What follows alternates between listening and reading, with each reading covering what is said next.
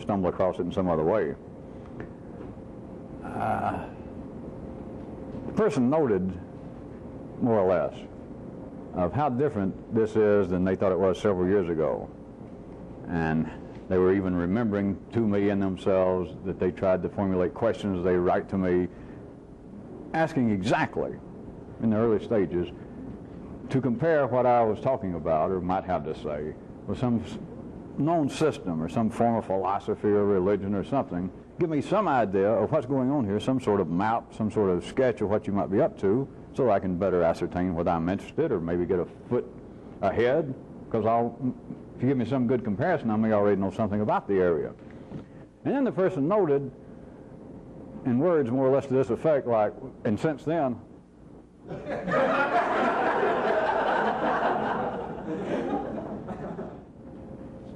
it's another piece of the kind of master stroke, master direction that life is up to, if you can notice in a certain way, that people, no matter whether it be here, no matter whether it be under religious guise, philosophical guise, somewhere people believe, some groups of people in life's body believe that there is some kind of information available, some kind of secret work going on, something spectacular they might do in their lifetime to bring them fame, fortune, and higher states of consciousness, and make them lose fatty thighs.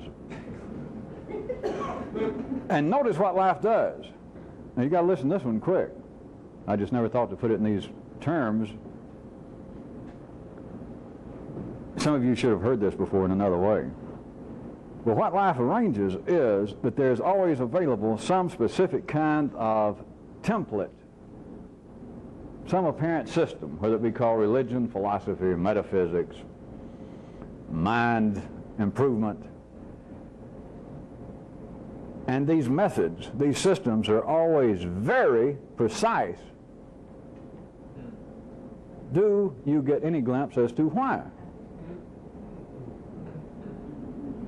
All right, the person that brought the conversation to me earlier today, when they were giving it all of these hand gestures and body English, trying to say, when I first started this, I was just sure, and for some reason you seemed to captivate me, and then I wanted to hear, though, what the actual words were, what the, some kind of teaching or some kind of system.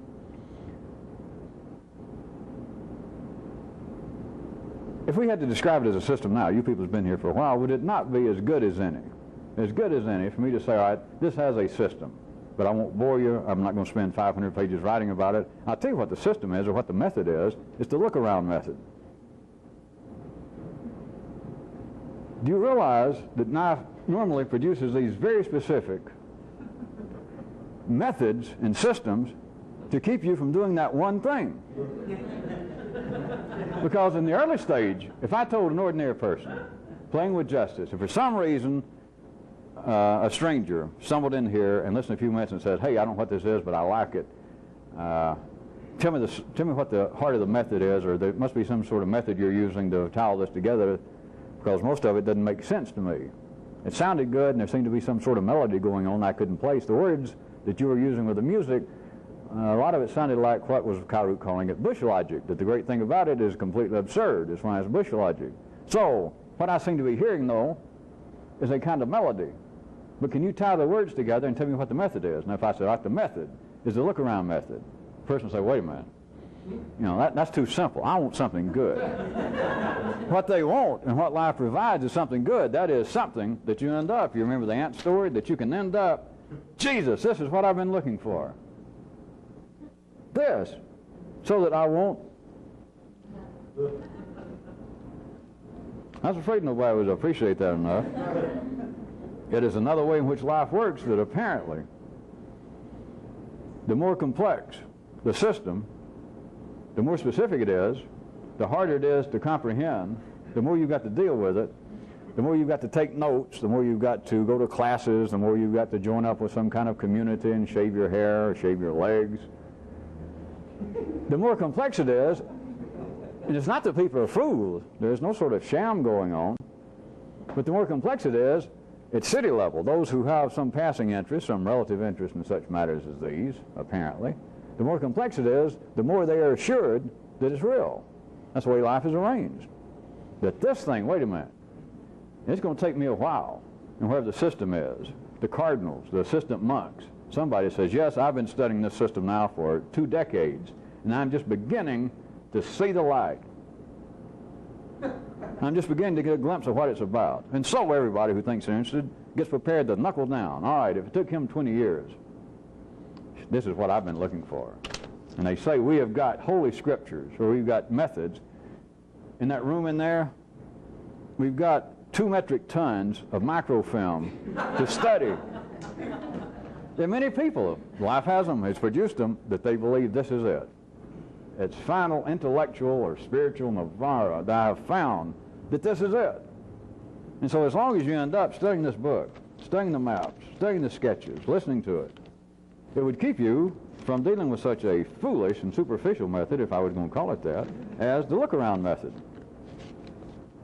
Now, I want something real to do. Don't tell me to look around. I want something real to do.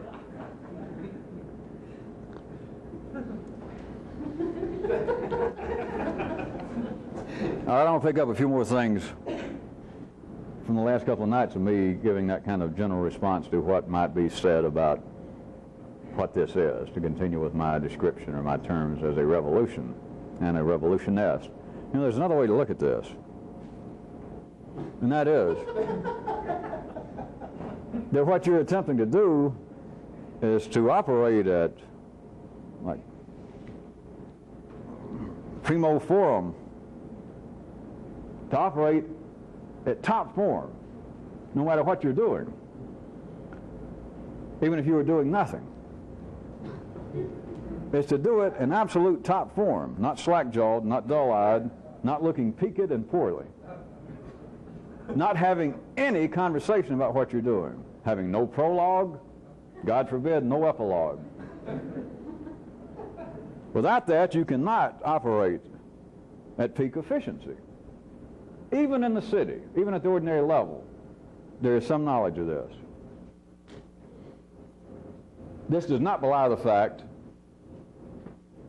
to give some of you hope about the civilized nature of man, to look at your daily papers as to the relative coverage of art and science, literature compared to sports. Should cheer all of you up. Anybody who's concerned about the civilized nature of man. But in the sports pages, notwithstanding the fact that they do this, that they do fill up the pages of, well, tell me, Coach, what happened? All right, I will. Other than that, what is really, how is there any connection in the performance and a prologue or an epilogue if you say, well, what I'm going to do now? Listen up, you people. As you talking to you, maybe somebody else is around that might overhear you, but you're at least talking to you. All right, people, 6:45, we're out, got on the shoes, we're ready, it's the morning run. Here's what I hope to accomplish today.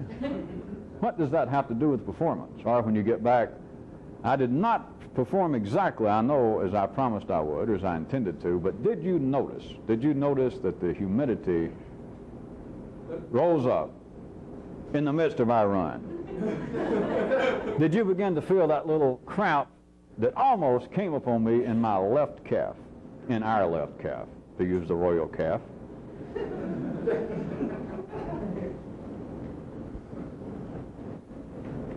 There is a way in which you would have to abandon these words now, because this is not a sporting event. But there's a way in which all of this is about operating in top form, except you have got to have a new understanding, a new definition. That's what I'm hinting at beforehand, but then you've got to understand that there is another level of top performance. You know, what you consider your best, anybody at city level, not you individually, but all humans, compared to doing this, at city level, whatever you consider your best is shit. Because everybody does their best, so what? Things are wired up that many people, that's a part of the dance in life, is half the people look around and say, the other half are doing better than me. Everybody's doing the best they can. And then half the people say, well, I'm not doing as good as I can. What I need is to take some kind of course or go back to find a religion or some kind of self-help system. But everybody's doing their best. It's not philosophical. It's not a rationale. Everybody individually knows it. If I hold you down and tickle you or choke you or begin to pistol whip you like Freud intended, and you say, and I say, all right, have you still got shortcomings and flaws? And you say, yeah, yeah, yeah. Now, so won't you do better?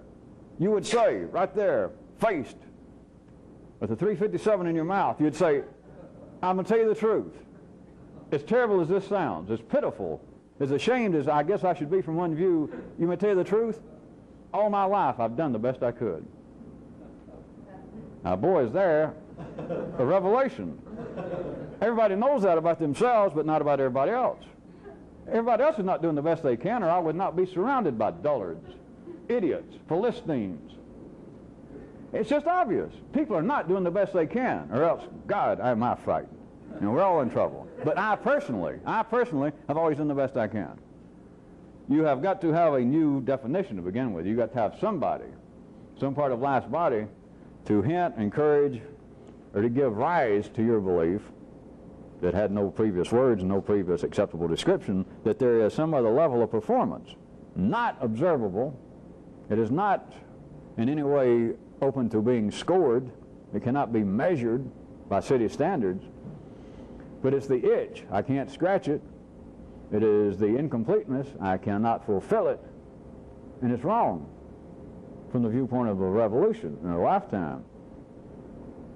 What it is, from one view, is that you need a new definition, and then you've got to understand that there is another level of top performance. Because you are operating at peak efficiency now, no matter who you are. You are in the midst of a primo forma. You're it. The revolutionist was attempting to operate at top efficiency, at top form, at another level.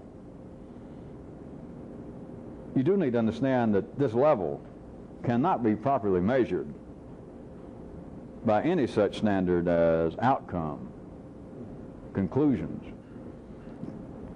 or, as I said, any kind of scoreboard, because you're operating in an area that the game is unknown. There's no way that you can score. Now, they try to. That's part of the so-called, throughout history, weird systems or mystery philosophies or whatever the shit they're calling it this year. Is they attempt then to gauge it. And everybody, of course, you've got to have a hero. That we have all got to be like blank, from wherever part of the last body you came from. We should emulate Muhammad. We should be the spitting image of Moses. We all got to live and be a reflection of Jesus. There is no way to score this. None. There is no way to measure it. That is as elusive and impossible as it is to take an average person or an ordinary person in the city and say, did you know that there is a method that you can see and know things that just blow your socks off? And they say, what is it? I say, it's the look around method. Skip the jokes. Save that for somebody else. Where's the book? Where's the Bible?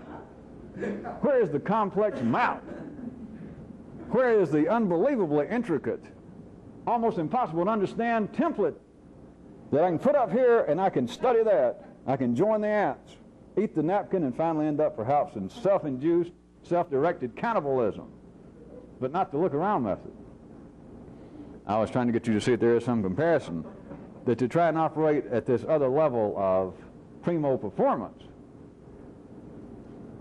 there is no way to describe it. And if you've heard it described, what you heard was nothing.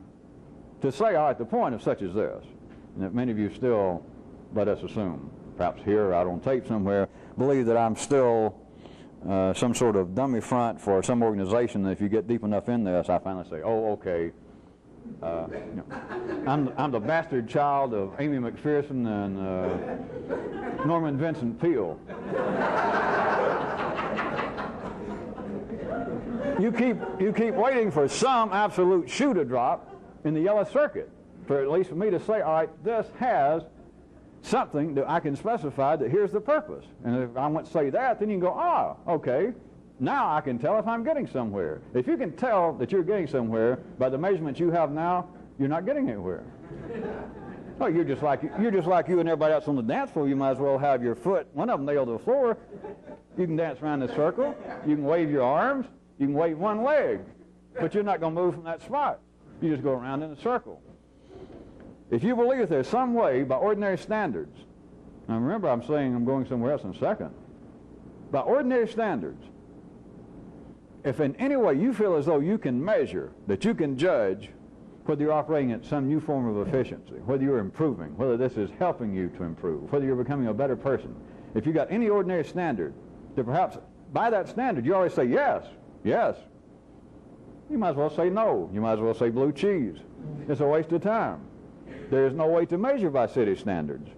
You're playing the same old game. It is your nervous system making the same old noise. It's got nothing to do with this because there is no established, there is no known system in your nervous system. And I'm saying yours, anybody's. It's not a secret out in the city. There is not in the general nervous system of humanity any way to measure this. In other words, only the revolutionist, him or herself, keeps, knows, and understands the secret agenda. Only you know. Now, of course, I do. But only you and I know, as far as you can tell, whether you are operating primo forma. Only you can know it. And if you talk about it, that is, if you use any ordinary measurement, then the peak efficiency is going back down.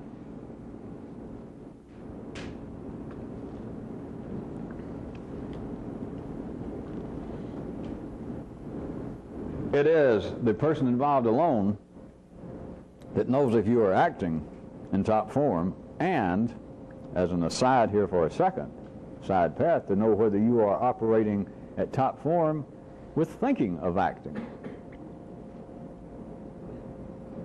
The reality of it can only be known to the person doing it, and if somebody like me around, which is not even the point. I'm not saying that to play hooray as me. What month do we do that? September? Okay.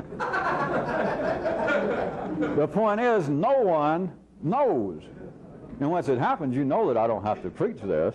You understand that nobody else knows, because then you understand that all the measurements, that is, all the dreams, all the beliefs I had when I started this about how this, or I hope it's this, how this is going to change me and make me into so-and-so. Whatever you thought, it's not going to happen. Now, I've well established that to everyone's satisfaction. I'm sure you just sort of forgot about it since the last time I mentioned it. Whatever it is that you dream is the point of this, or something else. Remember, no system, no organization in the city can ever produce what it's purported to produce. No religion can turn out religious people. No psychiatry cannot cure the ill. They cannot. That's not the purpose. So anything that you dreamed that this was, that, all right, I'll know when this happens. I'll know whether this guy is some kind of sham.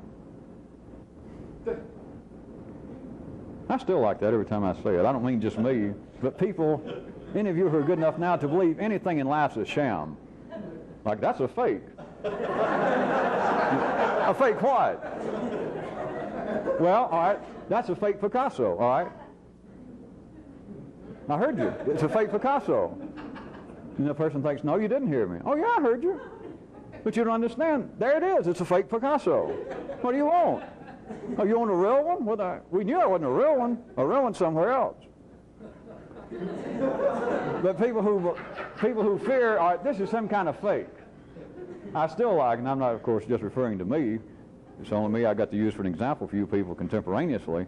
But for somebody to worry that I'm a fake, because the real kind of inside joke to me in the fourth dimension is, well, I understand that, but the humor of it is a fake what? What do you think this is supposed to represent that it doesn't represent? Well, you know, if I'm the fake it scares the shit out of me to see the real thing. That even makes me uneasy. Well, I can show you how that is connected besides the apparent little humor in it. Is, of course, they're already wired up, that part of life's body.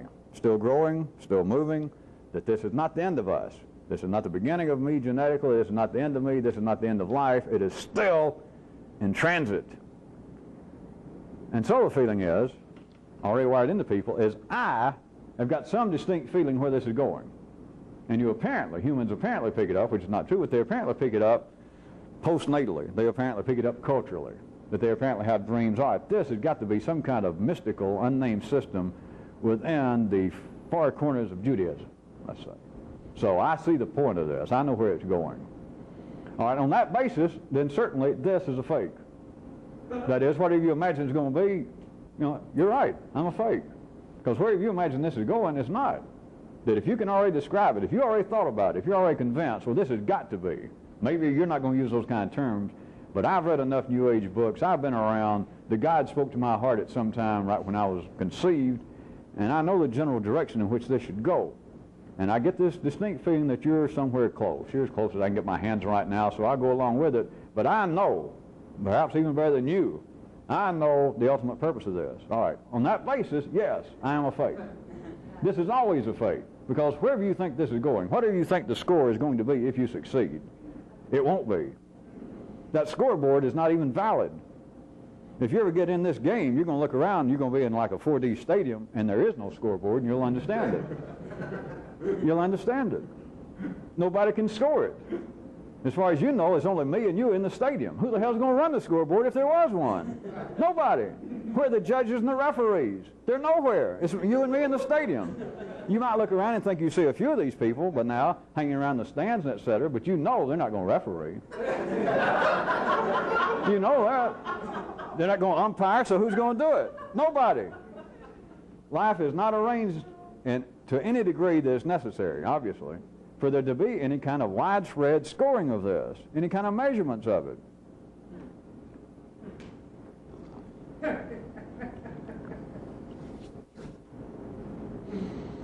I want to pick up another little piece of something I hit night before last that has to do with a kind of ever-changing revolutionist sight. I assume that you'll see the absolute counter-melody to what I just said. Is a process I can describe, that me using the term now, the revolution, this being a revolution. It's going on nearly a year now, isn't it? I wonder what the next one will be. The revolution. Somebody involved with this. Somebody begins to get some understanding. Let me give you, some of you have already been through it, and some of you are in the midst of it, and some of you are close to stepping in it. You could say, I could say that someone getting involved with this, and me using the term for the present of the revolution, somebody can get attracted to this some way, let us just say. That I had it more open to the public, somebody'd come in and I gave some kind of public lectures with apparently a little structure to it. I like that. They could hear my term. I said, all right, this is the revolution, capital T, capital R. That's my term, that's it. We're involved in the, of course, for the public I might say the secret revolution or something. All right, they would take it. Here is the way consciousness works. Here's the way that the measurements of the man's nervous system is already wired up. They would immediately take this as being a fairly valid description, even a one-word description of reality as it is. That I may be saying the revolutionist, or the revolution, and if I write it down, I may put it in quotation marks. But people, consciousness starts out that, all right, this is a real thing. They accept it as being a material reality. And then a little later, assuming they go along in this omnidirectional course, then a little later, they take it as a metaphor. And that seems to be a real step. I'm not degrading it at all, but it strikes a person. Now, instead of the revolution, I could call it the struggle. I could call it the road, the path. And all, I could still use that instead of the revolution to get you to try and look where I'm pointing tonight. And you could take me calling it the struggle to begin with. Talk about it. And all the many things that history already in your nervous system is there to tell you the beliefs of your forefathers. All right, I am in a struggle. The struggle is in me between good and evil, true and false, or the road. Yes, I am on a road. I am on a path in life, and a path is flowing through me in life, either taking me to improved understanding, greater goodness, or it's taking me downhill to hell or to Bakersfield. Still, it would start off, and people take whatever seems to be, what little might be available. Me to put even some name by me telling you, well, it's just an allegory, it's just me calling it revolution for this year. But when the conditions are right, that is, when you get close to finding your own genetic mutant strain of a family, that you actually belong here fooling around with this, and with me, you hear the first term, whatever I was using, like revolution, and you accept it as a material reality. Because that feels right. You're not wrong. Nobody made a mistake, or I would have pistol whipped you then and told you you're on the wrong track. You take it as a reality. It is the big struggle, the great work, the revolution. That yes, it is, literally, materially. But then it comes to you that it's a metaphor, not theoretically, on your own experience and what you begin to understand, the ways in which your own nervous system expands. You see it, and then you take it as a metaphor. But then this increased expansion, the real good part is always the third step in the 4D world, is then later you go back to seeing the revolution as being reality. It is like reality renewed, and it is not simply a three-dimensional, it's not a two-dimensional, much less a three-dimensional circle. It's not a ride on a merry-go-round. You do not go back where you started. It is not that revolution starts out sounding materially true, and then it sounds like a metaphor, and then it sounds like it's materially true again. Not again, renewed.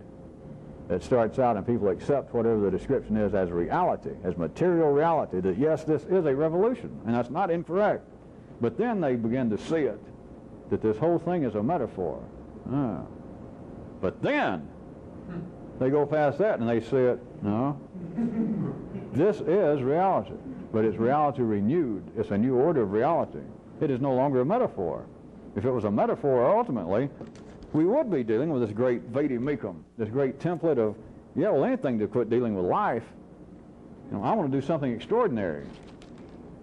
In other words, I want to do something to keep from having to live. I want to phone my life in. You know, give me something to read. Give me something to study. Give me something to work on that will lead me nowhere. But God, if you got a holy book, if you got the great remembrances of the teacher or the system, and it will take you another 40 years just to read it through the first time, it's like sliding in and you're dealing with a blind umpire. You're safe. You're safe as a three-legged base runner and a blind umpire. You just slid right in. Because here it is, they've already figured it out. If you read 8 hours a day, 7 days a week, it's going to take you 40 years just the first time to read through the holy book. And so you got started when you were 30. Safe. Safe. I'll be dead before there's any chance that I'll understand any of this. But between here and there, I got a hobby. I got a hobby. And I can measure it. That the head guy, or sometimes somebody say, "How you doing with the book?" I've read 2,000 pages this year. They can have a chart, or you've got a chart in your head, 2,000 pages. Now it only took me a year, so at that rate you can measure it. There is a scoreboard. And obviously, well, it should be obvious to you by now, under those kind of conditions, not only can you keep score, but somebody will be around periodically to say, "How are you doing?" And you say, "I have read 1/3 of the book." And they go, "Good." Or conversely, they say, "You should move faster." You can look up, there's a scoreboard. This is definitely going somewhere. I'm moving along. I have read 2,000 pages. That is the sequential life of the city. I remind you again, if any of you need it, sometimes you need it. I have to try and slap you around to make you reasonable, but now you've got to see that the reason of the bush is the real reason. The ultimate reason is there is no sequential description of this available. There is no way to measure it. You cannot say I've gone from here to there.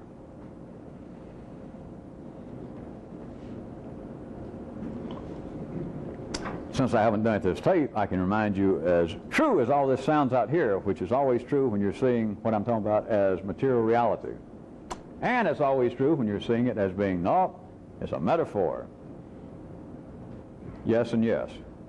But for tonight, can you see all that not only being a fair description, this takes place out in life, with religions and people and systems and people and philosophies, with them, and then it seems to happen that they imagine it's happening in some metaphorical way. All right, take all of that, both of those, and as usual, can you take it and cram it in a 49 Buick? No, in you is what I meant. And put it all in here, that all of this takes place in me. And it does. If it doesn't, you're not in the revolution. It is real. It is just as real as looking around. that much of what I say at times is insane, and then 6 months later you look around and good God. It's true. There's a metaphor. Hell, it's true. That does not belie the first two apparently sequential stages, which is not, but the apparent two. The third one of, hey, it's real again. That doesn't deny that it was metaphorical and still is. Just because things appear to be sequential to ordinary consciousness doesn't mean that what it was has now disappeared. If it does, I'd like for you sometime to tell me where it went. Where is it? Where have you got a closet, or where have you got a drain that you can take things and throw them and they never return? They go away. They're still metaphorical, and they're still the first stage, the first order of reality. They're still there.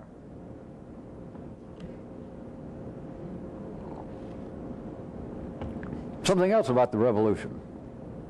On this side. Okay. Something else. I've never put it exactly like this, I don't think, which doesn't matter, but here I go, and I'll put it exactly like this, and then I'll never again have to say about this one subject, quote, if I may sick myself, that, hey, I've never put it this way. You understand? So I'm striving for peak efficiency. I didn't think anybody would follow that. See, if I say it now that I've never said before, then I won't have to say in some time in the future that I've never said this before. There is a way in which you can see this. The real revolutionist should be, even if it's beyond his or her awareness. That's why I'm bringing it up.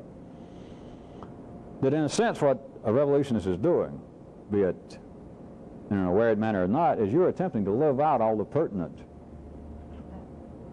religious ideas of history in your own nervous system.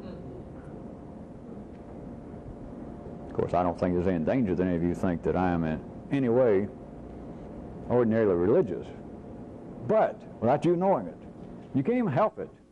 The pertinent ones, not every little thing, of believing that you can't eat ice cream with a bologna sandwich, or that, that you can't screw on Tuesday, or whatever they are. It's not that, but the pertinent ones. That the real revolutionist of any time, of all times, is attempting to live them out in his own nervous system. How about? Every time I flip on the TV and get those good TV evangelists, I keep hearing them holler. They love the Old Testament. Have you ever read the Old Testament? If you ever just sit down and start reading and somebody tells you it's a holy book, and you've never been around it, and you'd read it and you'd think, well, you gave me the wrong book. It's about the gods, or it's about goodness, it's about their good relationships with man, it's about self-improvement. Because if you grew up, I guess, Jew or Christian, and was around that, you're now locked into a different side of it. But if you'd never read it, and you read that, and somebody said, this is a religious book, and you read it, and you go, what? At any rate, that's the way life is. At any rate, one they keep pulling out, and I even know, what was his name, Henri Rousseau, one of his famous paintings, this line about the day will come. I guess you're supposed to imagine some old guy with a beard. But the day will come, and of course they're talking about kind of revolutionary matters, that the lamb will lie down with the lion. All right. Does everybody understand that that day will never come? Lions can't even lie down with other lions. What they're dreaming of, what the nervous system is dreaming of, is something else. But this literally. Now that sounds like a kind of allegory that could literally be true. And I've heard these guys take off. I can hear it. Back in the city, I don't mean just some specific TV evangelist, but back in the city, people believe that would be paradise or heaven. There's no more lions killing little fluffy, beautiful sheep. That heaven will be that the lions and the lambs will lay down together. Even if there is some, I don't know, allegorical message in there, all that, I want to get to heaven to where lions and lambs lay down together. Did you catch the point? I was not making fun of the Old Testament or the idea. In the 3D world, and its 3D consciousness imagines it, paradise, heaven, something after my genetics code seems to sign off with this local station, that if I'm going to live afterwards somewhere, real heaven would be that is a great description in all religions, not just Christianity or Judaism. In the other religions, there's going to be a place where lions and lambs lay down together. Cannot be. Will not be. What that would be destruction. That is not going to be. Not in the 3D world, not in the 3D paradise. If that was going to be, why would there already be those kinds of opposing forces? Why would there be the eaten and the eaters? Why would there be that in any dance, you can go play with this all you want to. If two forces are going to dance, one of the has got to dance backwards. Somebody's got to lead and somebody's got to follow. Somebody's got to eat, somebody's got to be eaten. It's not bloodthirsty, it is simply the look-around method. If you can't find any other way to look at it, it's simply look around that is the way it is. Lambs and lions are not going to lay down together. But now let me show you what the reverberations, the waves, not of the future, but the ripples of understanding in life's body that's already in a different time zone as you and all of us. What you're attempting to do, the revolutionist, is in your own nervous system, is to make the lambs and the lions lie down together. That's it. There is the secret. That is what is possible. And you can take it there for a second, just as metaphorical as you want to. Go ahead and take it. And that's not untrue. But it is not simply metaphorical, or all of this would have a template. All of this would have a Bible. All of this would have a specific measurable direction. And all of this would be bullshit or baloney, according to how sensitive you are. You are attempting to make different forces in you, in your own nervous system, not good and evil, not the gods and the anti-gods. The very forces that are holding the dance together, the very forces at the 3D level that keep the tension in life, the very reasons that looking at life as being a part of a cell.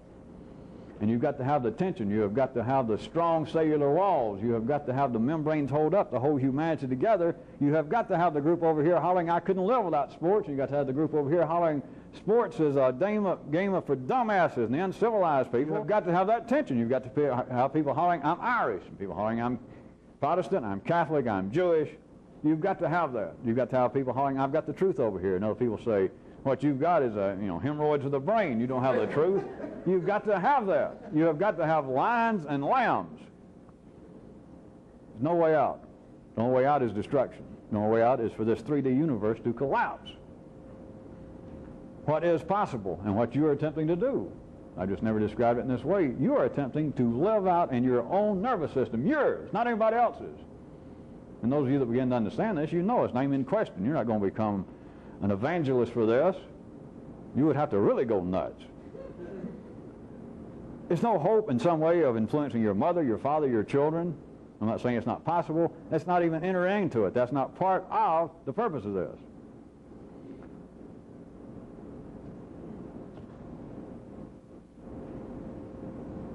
You are attempting to take these kinds of the pertinent. I could start dragging up more, I guess, not being a biblical scholar. But you're attempting to take something that sounds awe-inspiring, bring tears to many people's eyes in the city, that is, the day will come. I can't begin to quote where it came from the Bible, but it's something like, and the day will come, or it shall come to pass. What they're saying is when life gets better, when life gets straightened out, when the gods come down and you'll say, all right, you people straighten up, I've had it. Or whatever it is, that the day will pass, the music swells a little with a harp maybe, that the lamb and the lion will lie together. And it'll make people weep. Now I understand, I'm not being funny, I'm not being sarcastic. In the city, it sounds like, hey, that would be the end of all nastiness, and hatred, and aggression. People wouldn't be beating each other up, mugging one another. There'd be no wars. We'd all lay down and it would be peace and quiet. That C and D force will lay down together. God, you better hope not. It'll all fall apart. It will stop. The clock will have run out. But what people are attempting to do this throughout history without them knowing it, no matter where they came from, their race, religion, sex, apparent cultural, religious background, what they're attempting to do is take all the pertinent religious ideas and to individually enact them in their nervous system to make the lamb forces and the lion forces live together. It is unnatural. It is taking C and D, it is taking one and one and getting three out of it. I simply want you to see that the nervous system is wired up to take that because in a sense it is 3D impossible. They didn't kill somebody. I don't care whether his name was Jesus or Jose or Eduardo.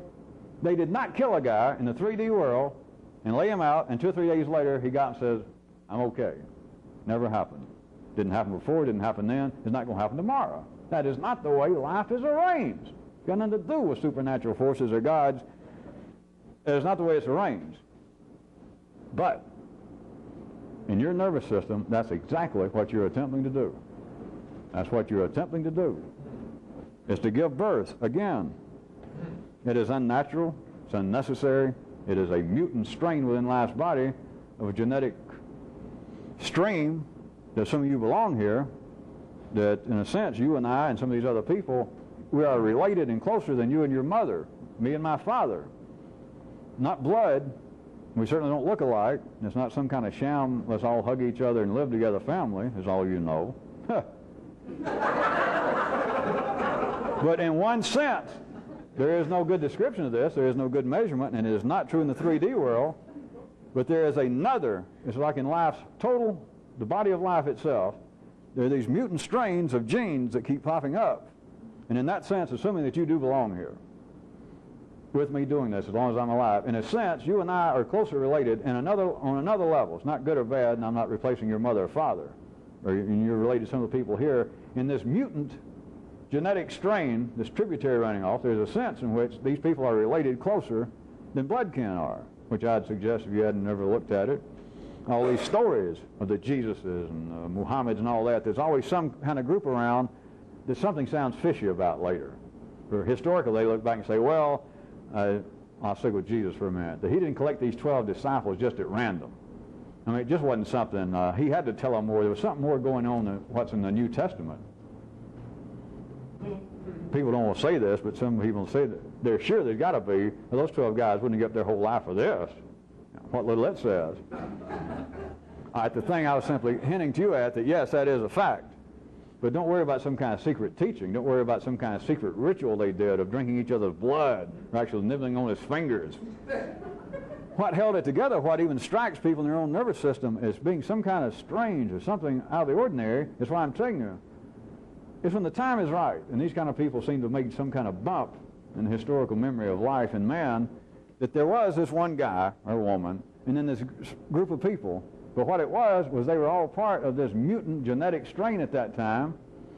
And it might not have been all the ones in the world, but a guy only lives so long. There's only so much he fools around with. Him and 12, him or 20, him or 40 people end up together.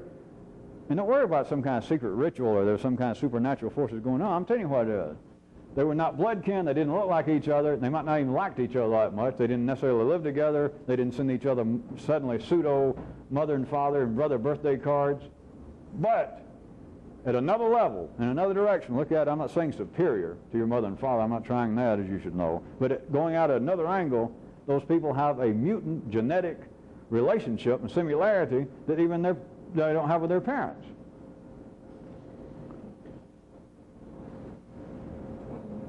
All right.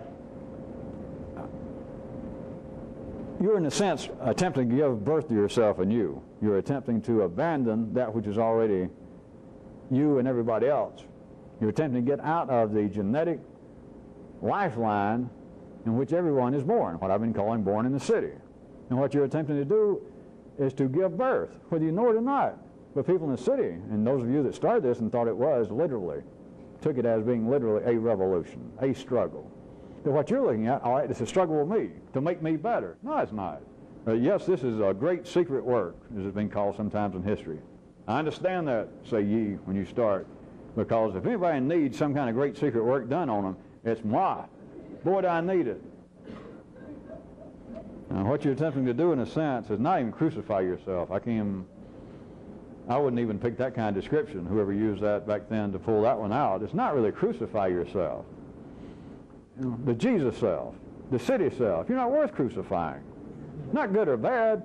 It's just, there it is. That thing's got to breathe. That thing's got to carry you. It's like part of the ship to get you from here out to Cresslawn.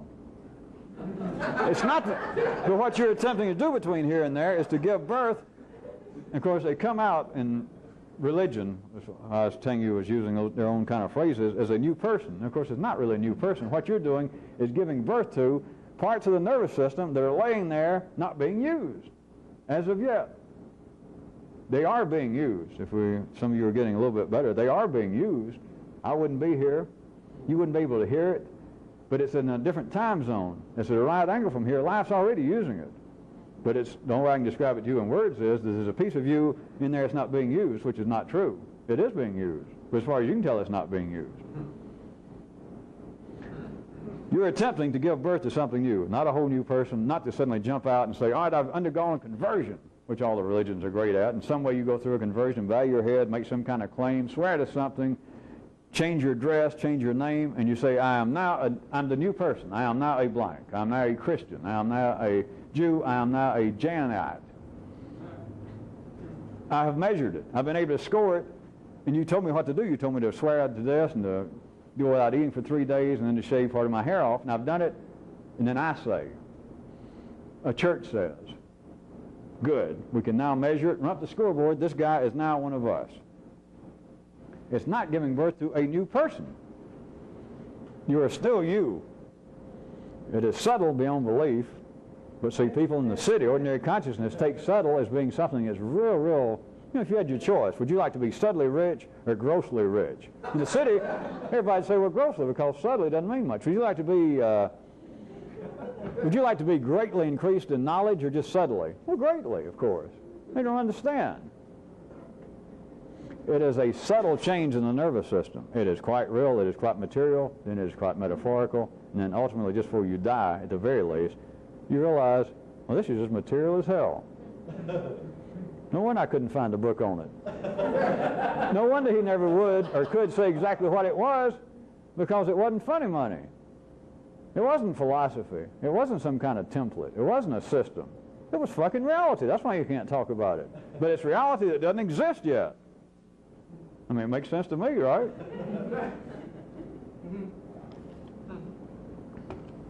Some of the others that jump out of religion, all of them say, I guess in Christianity it comes out, I keep hearing, in some way you've got to end up, they attribute it to Jesus, I think, some line about what we're trying to do here is to be like our Father. And, even I will give them credit that that wasn't sexist for any of you who still worry about it. We've got to be like our source, but we've got to be like our Father. Think about that.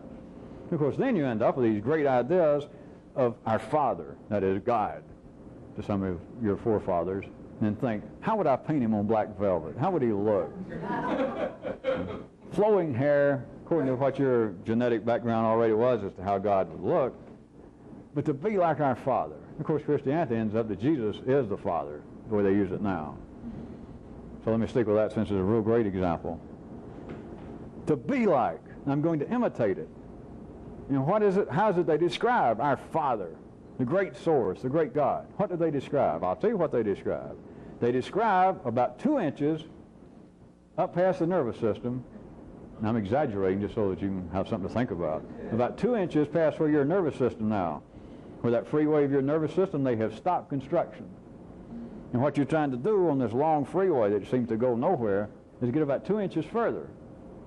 And it's like some people, that is, life can already shoot back information to the nervous system of, if we went a little bit further, I bet I would begin to feel like such and such. I would begin to think in such and such way.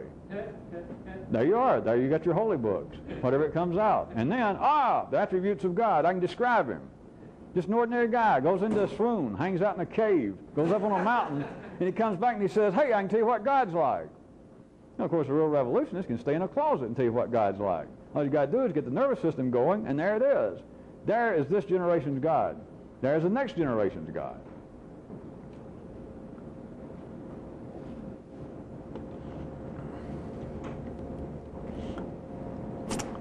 As long as I'm here, let me pull out. Does anybody remember the nascent story of mine that I told you a little bit about, the project? Remember, capital P, the story. And I never have fleshed it out and finished it, but I told you enough that you could have this group of people if you wanted to do something. If we wanted to have a small project with a small P, I could say, all right, here we go, we'll do something all together. We'll create the project. Go out and buy some land somewhere where it can be easily seen, put up a fence, start with at least 6 feet high. Good travel road, and maybe put up a big sign, the project. And be sure that from inside the fence, there's a good circular fence would be good, maybe surrounding 2 or 3 acres. Be sure that there was steam, smoke, dust, a lot of noise comes out. And there's a gate over which you can just sort of see the gate, and you see that there is travel going in and out. No press releases, no parties, you don't invite the mayor. But every week or so, you can tell this much. You look and you look again, and you realize the fence is up another foot or so. Still smoke, maybe a little more noise. Then a couple of weeks later, it's higher. And it goes on and on. The sign gets bigger, of course, the project, the project. Now, could any of you see, since Life and I, so no real concern on such a level that we can bypass information, pass it around, that in a sense, Life has used man as being its project. The project. But in an astounding manner, at least to fit my story, that what Life has done with man, take it the same way, that Life has its own version of the project, of this thing going on. Man, in my story, now transferred to Life having its own the project, man is not only the fence and the sign saying the project, he is simultaneously, each person, the passers-by. Both. So that man apparently has the ability to pass by, to stand aside, to stand outside and look at himself, that is, the project, and wonder, what in the hell's going on?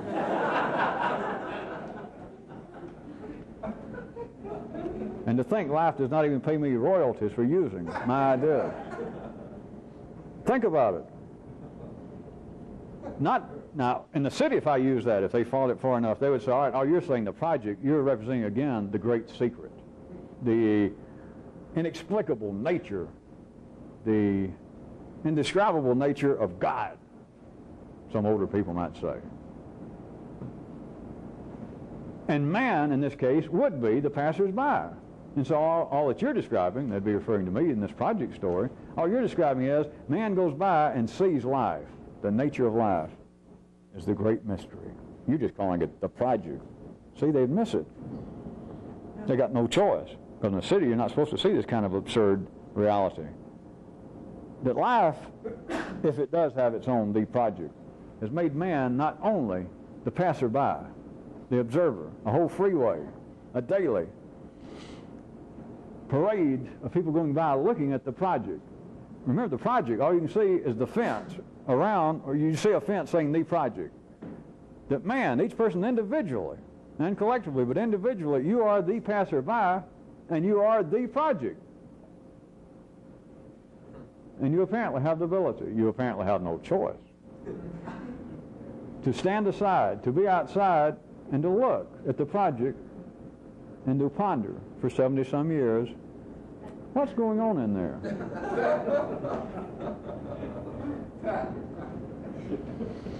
In the city, you cannot deal with that. That can't be. I'm obviously speaking metaphorically, and so man himself would either have to be those going by wondering what's going on, or man would have to be in some way the actual project in there that the gods or fate's working on. If you say so, go deal with that and tell me what you get from it. Are you going to save you the time? Nothing. You might as well be a Jew or a Christian. You might as well believe in Santa Claus. You might as well believe in that there is up and down. You might as well believe that if there's a big old fence and a lot of people involved and it keeps getting higher and it says the project, something's going on in there. You can be assured of this, something is going on that you can see. The fence keeps getting higher. The sign saying the project keeps getting bigger to fit into some kind of apparent relationship and ratio to the size and height of the fence. Yeah, but something's going on in there, right? I mean, that only stands to reason in the city, right? Why else would somebody, or whoever it is, keep building this fence and having people going in and out, and there's this noise and there's dust flying? I admit I can't see what's in there, and I check with the papers and the news stations, and they've had no reports. But now something's going on. Now, you know there is. Why would they keep making a fence higher, and it looks like it maybe got a little wider, and they keep repainting the sign, and there's activity going on in there? People going by never know. Never. You do know this. There is the thing called the project, and you see the fence.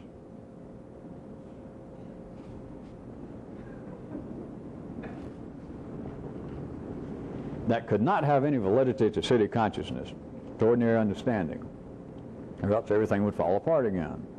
Because a man, humanity, could not be both the observer, the passerby, and the project. But tell me, those of you who can get away and let your mind cool off, avoid that great vapor lock, have I not simply described the nature of what people out in the city ordinarily think of as being the kind of religious interest in the ultimate secret, the supreme mystery of life that cannot be understood? Well, they can speak for themselves, which of course they are, that I am outside and I'm looking at the project, the secret, the great mystery. And until I find some way to get over the fence, until somebody perhaps inside comes out and tells me the secret, it's simply the sublime mystery, the great religious secret. You understand again the beautiful arrangement. As long as that is the way consciousness is made to believe, you have indeed got the secret forever. You indeed have the mystery forever, and everybody's convinced. Well, there is something in the center of the mystery. That is, what is the mystery to my city consciousness? Or else there wouldn't be a mystery. Why would we have great religions and churches? Why would we have the history of religion and religious belief? I mean, it wouldn't be just some kind of shell. It wouldn't be just like, well, like a fence around a thing saying church or mystery. And I don't even want to think about it, says city consciousness. You mean inside there's nothing, maybe 3 or 4 guys throwing dust up and they're banging on pots and pans and blowing whistles, and it's the same 2 or 3 guys driving trucks or whatever those are inside and out, flashing flashlights. In other words, you're saying inside there is a sham of some kind? I didn't say that. I'm speaking for city consciousness. By the way, it's no more sham than you are, to give you some hope.